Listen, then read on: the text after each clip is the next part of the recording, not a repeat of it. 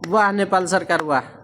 चोर डाका फटा लुटेरा मर्डर करे वाला आदमी रेप करे वाला आदमी अहाँ के लंग तो कोई ओकरा लंग गिरफ्तारी ना, कोई नियम ना, कोई कानून ना।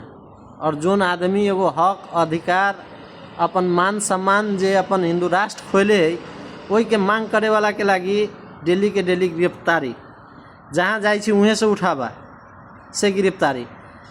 दुर्गा परसाई आई वीरगंज जाइत रहलै ओकरा दक्षिण काली के रास्ता में पकड़ लेले। तेंगा ई भिडियो चाहिँ हिँड्न पाउने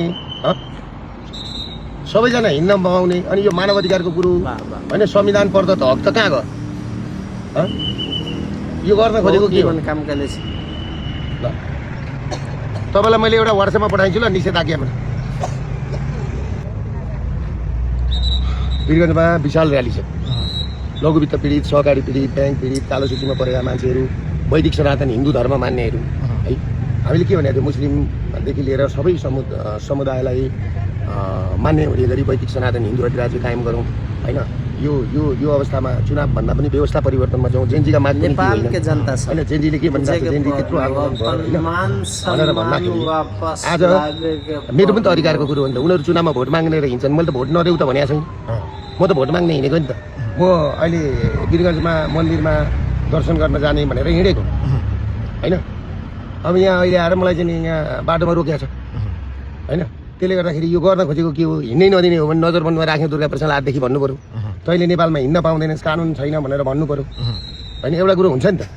अनि यो डराउँछ भनेर जे पाए त्यही गर्ने हो कि के हो हैन। अब यहाँको इन्सपेक्टरले भनेर भन्छन् हैन। अब यहाँको